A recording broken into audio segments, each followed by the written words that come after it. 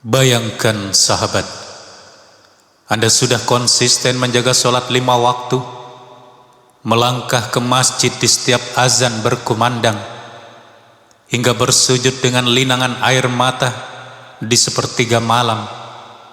Namun di akhirat kelak, semua jerih payah itu justru beresiko sirna dan tak bersisa, hanya karena satu kelalaian kecil yang melekat pada tubuh Anda saat menghadapnya. Sebuah hal sepele yang setiap hari kita anggap biasa, bahkan seringkali dianggap sebagai sebuah tren. Kisah nyata seorang kakek yang berusia 70 tahun yang rela berbalik arah dari safnya menjadi sebuah rahasia besar bagi kita semua, bahwa ada sebuah adab tersembunyi yang menentukan diterima atau ditolaknya ibadah kita. Jika Anda mampu menguasai dan memperbaiki rahasia satu ini, bukan hanya sholat Anda yang akan bertransformasi menjadi jauh lebih khusyuk, tetapi pintu ridha dan keberkahan hidup dari Allah Subhanahu wa Ta'ala akan terbuka lebar untuk Anda. Apa sebenarnya yang kerap merusak ibadah kita tanpa disadari? Mari kita bedah bersama-sama.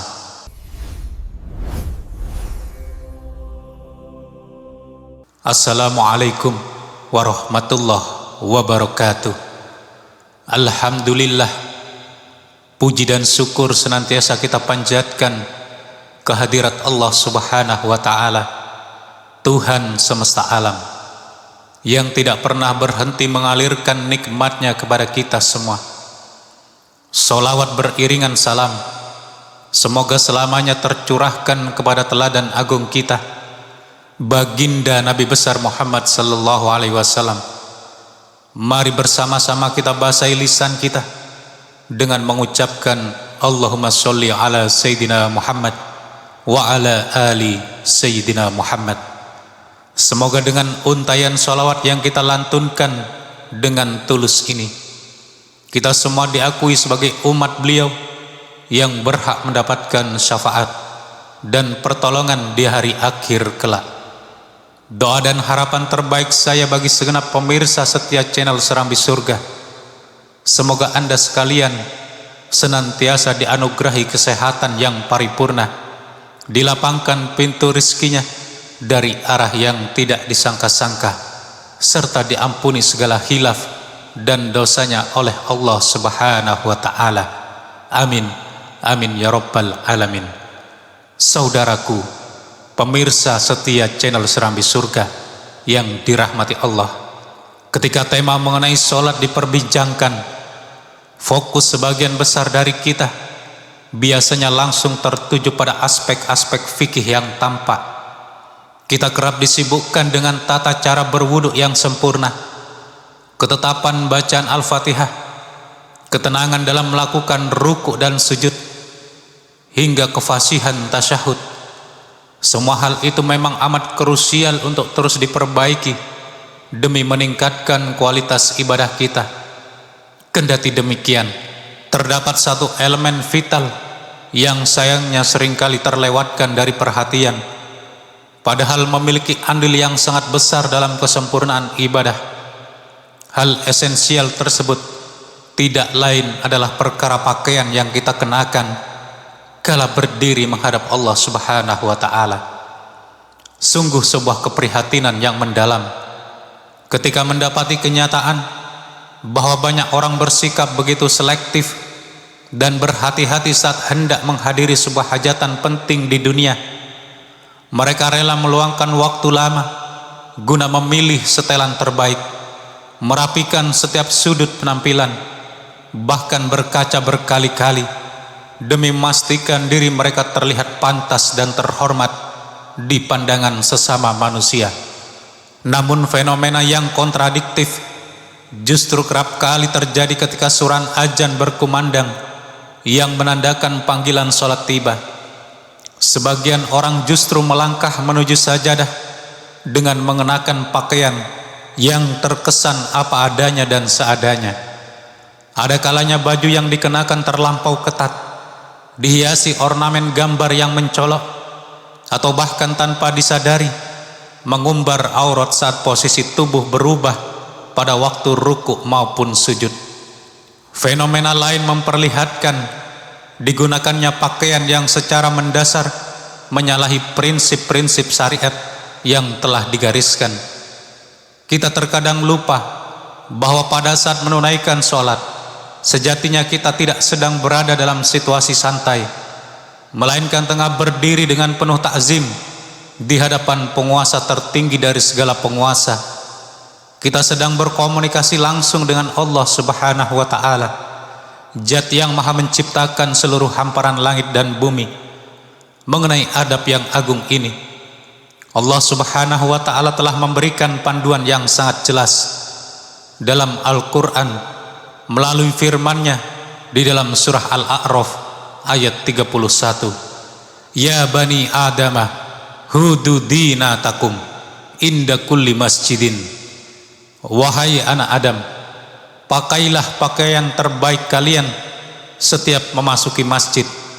Melalui petunjuk ayat yang mulia tersebut, kita diajarkan sebuah prinsip berharga bahwa agama Islam tidak semata-mata mewajibkan umatnya untuk mendirikan sholat. Namun lebih dari itu, Islam juga menuntun kita dengan penuh kelembutan mengenai adab-adab batiniyah dan lahiriah dalam pelaksanaannya. Termasuk di dalamnya adalah etika dalam berbusana yang layak.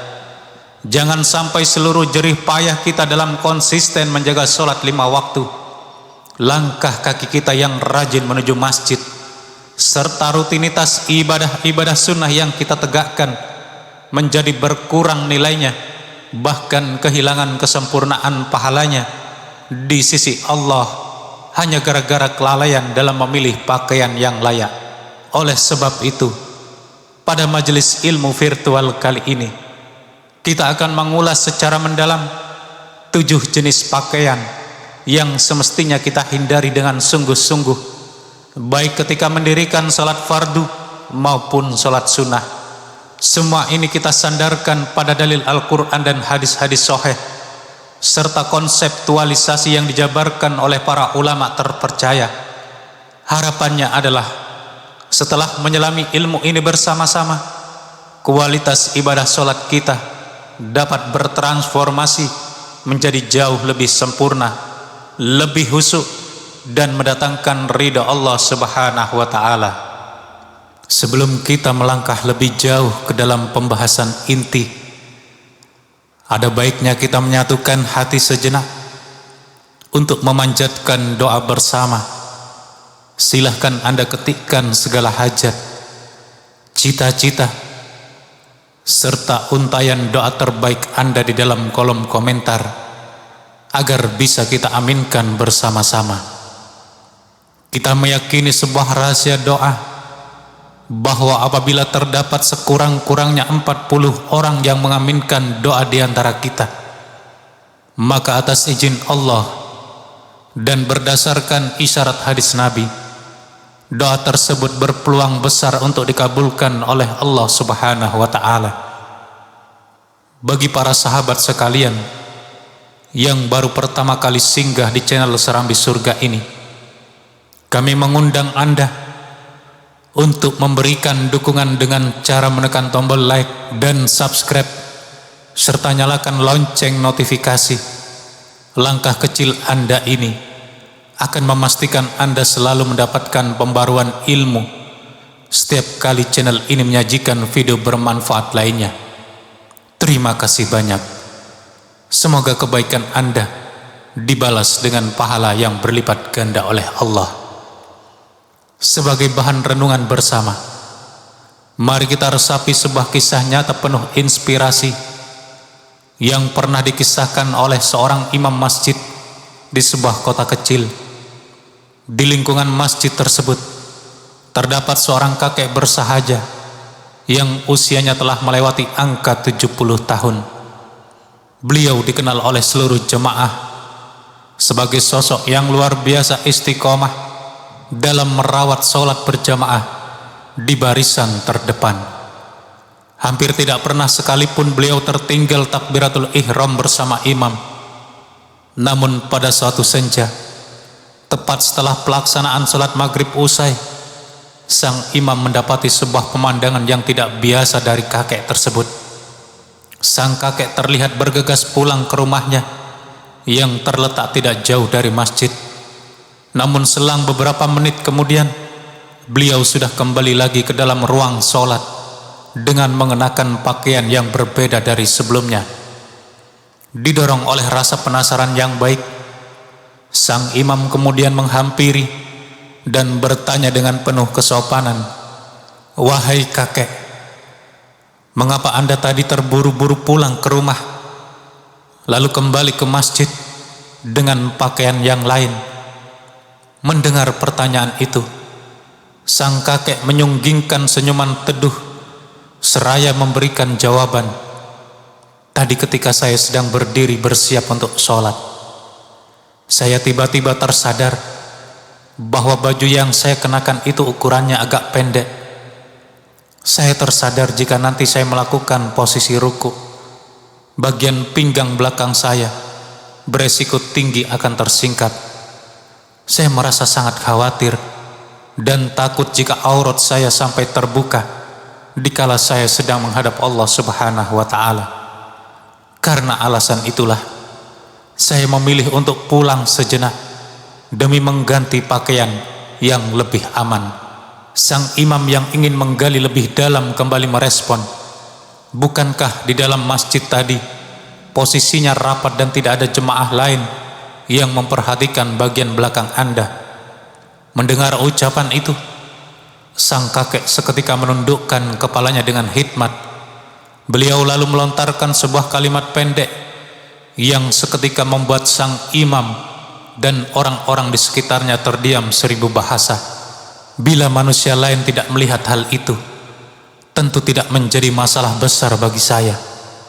Akan tetapi, bagaimana jadinya jika Allah Subhanahu wa ta'ala yang maha melihat menyaksikan hambanya ini menghadap kepadanya dengan mengenakan pakaian yang tidak pantas dan kurang sopan? Masya Allah, sebuah untaian kalimat yang begitu sederhana namun memiliki kedalaman makna yang mampu menggetarkan relung hati siapa saja yang mendengarnya. Kakek yang saleh tersebut sama sekali tidak menghabiskan energinya untuk memikirkan opini ataupun penilaian dari sesama makhluk. Fokus utama yang memenuhi ruang benaknya hanyalah bagaimana caranya agar dapat mempersembahkan penampilan fisik dan batin yang terbaik di hadapan Sang Khalik. Sejak peristiwa berharga itu bergulir, suasana di masjid tersebut perlahan berubah. Banyak jamaah yang mulai terketuk hatinya dan menaruh perhatian yang jauh lebih serius terhadap pakaian yang mereka gunakan untuk sholat.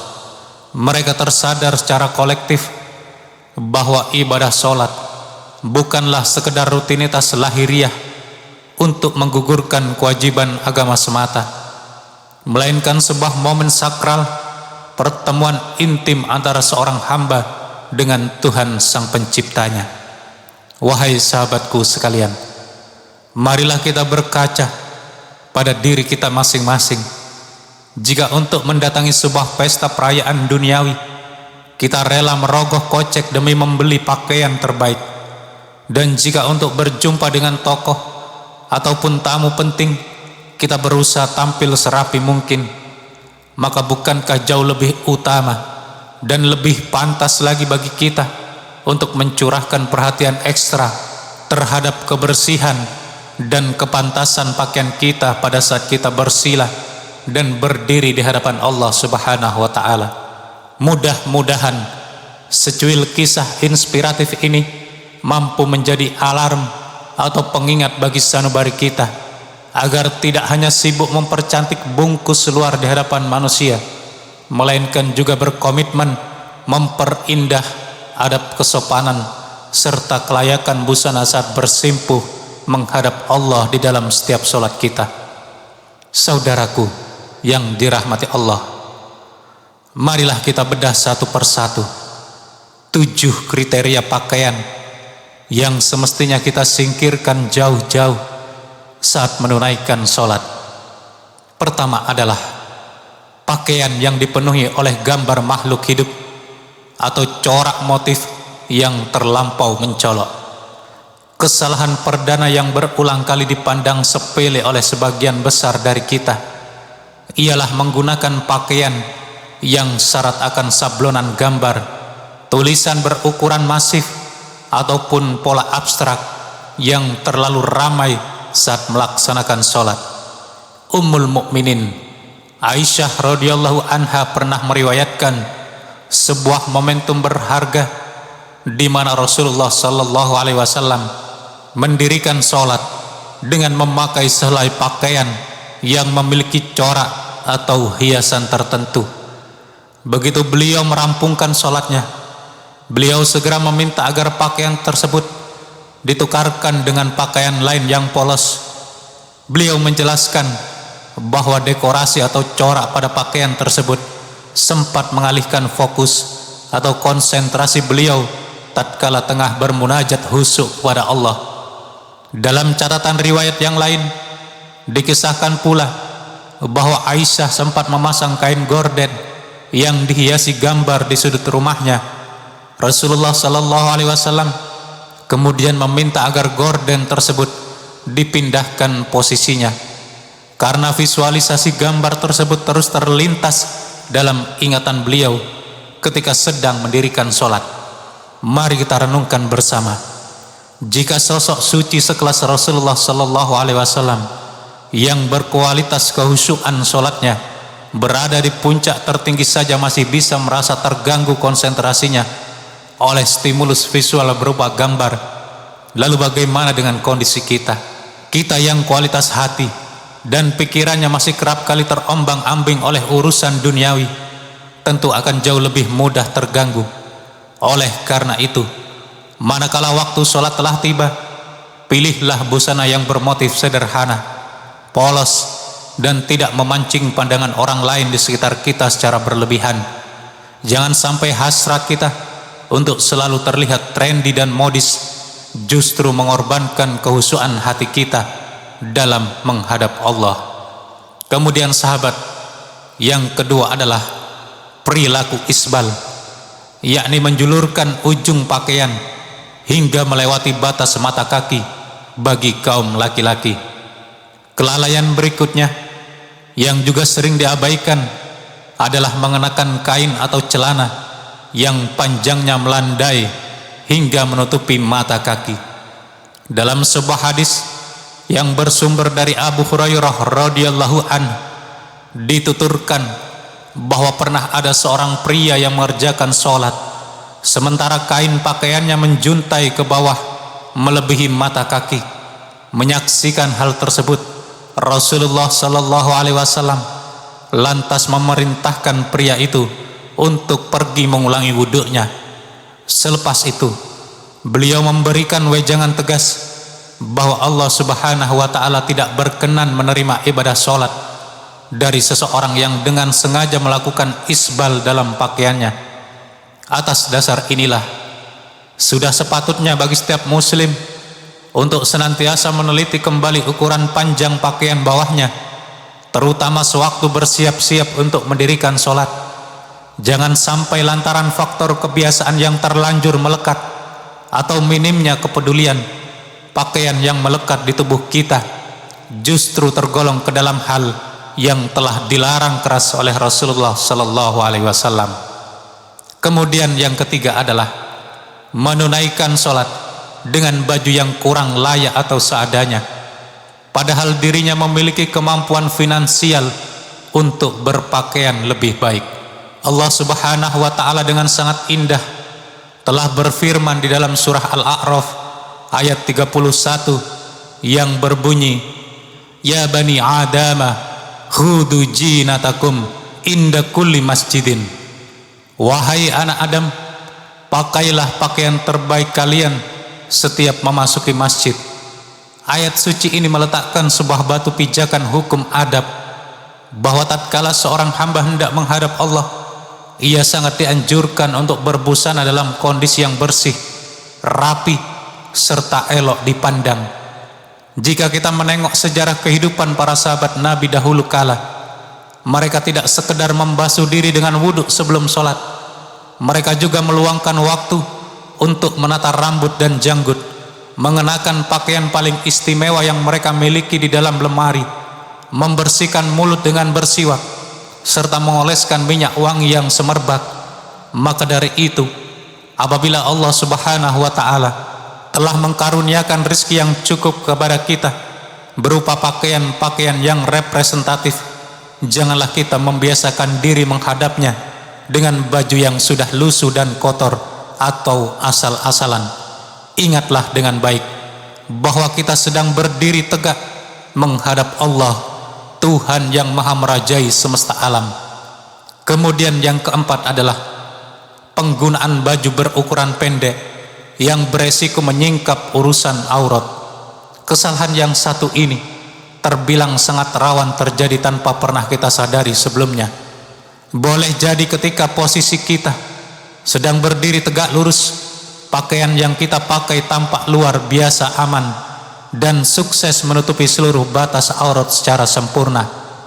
Namun malapetaka baru muncul manakala tubuh kita mulai bergerak melakukan ruku atau bersujud, lantaran potongan baju yang terlalu pendek, bagian pinggang atau punggung belakang kita akhirnya melorot dan tersingkap bebas ke udara luar. Padahal urusan menutup aurat dengan sempurna tanpa terkecuali merupakan salah satu pilar mutlak dari syarat sahnya sebuah sholat.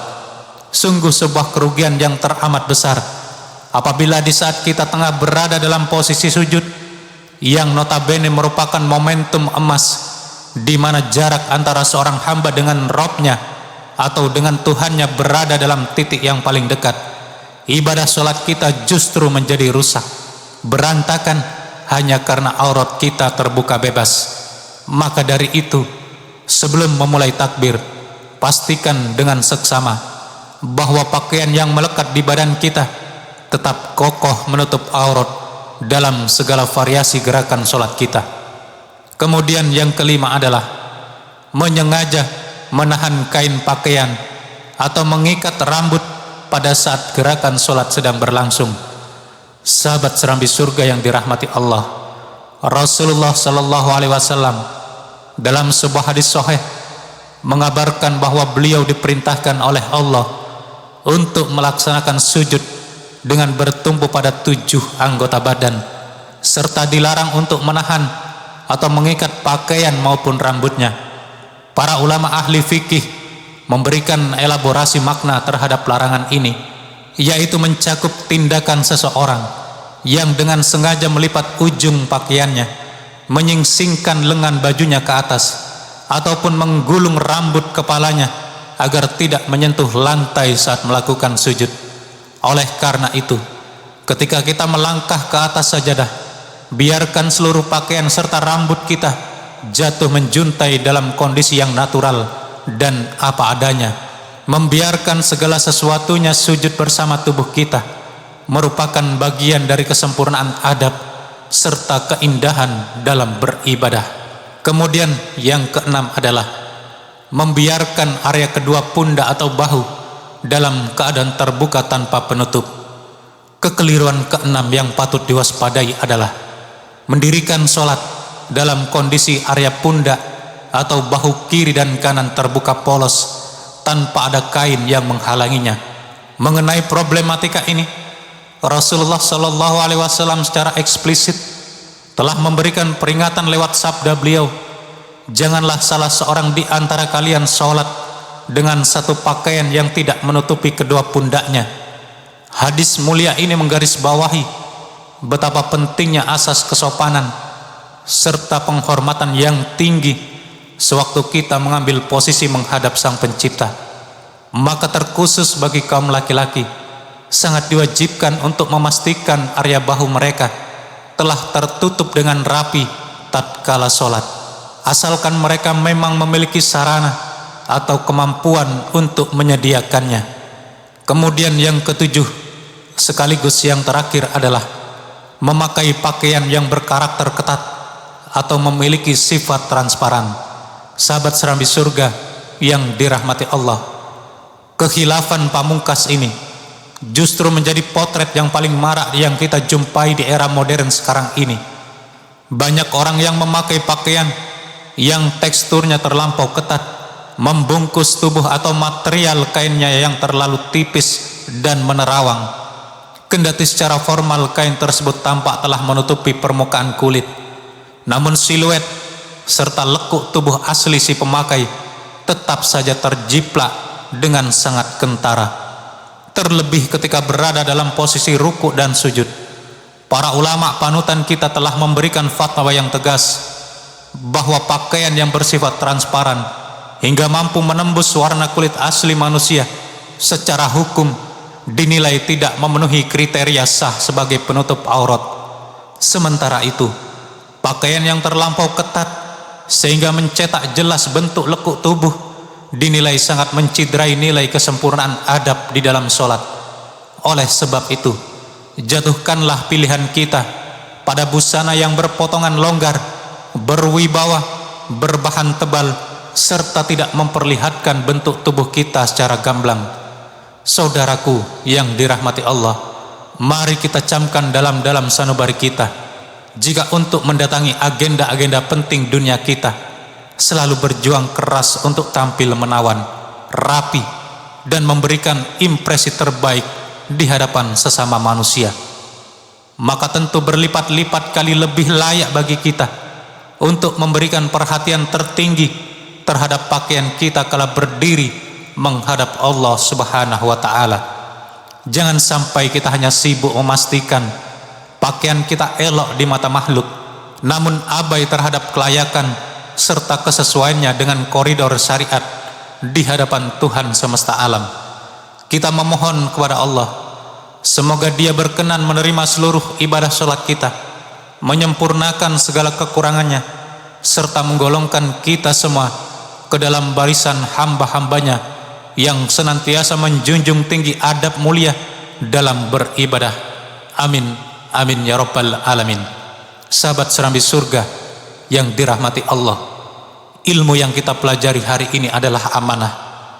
Jika Anda merasa video ini memberikan sudut pandang baru dan bermanfaat bagi perbaikan ibadah kita, mari dukung siar dakwah ini dengan cara menekan tombol like serta berikan komentar terbaik atau aminkan doa-doa jemaah lain di kolom komentar di bawah.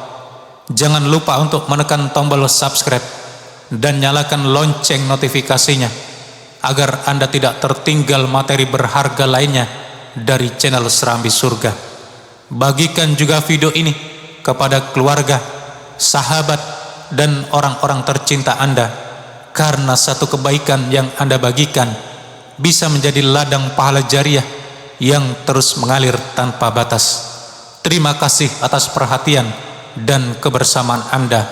Wallahu a'lam bishawab. Akhirul kalam. Wassalamualaikum warahmatullahi wabarakatuh.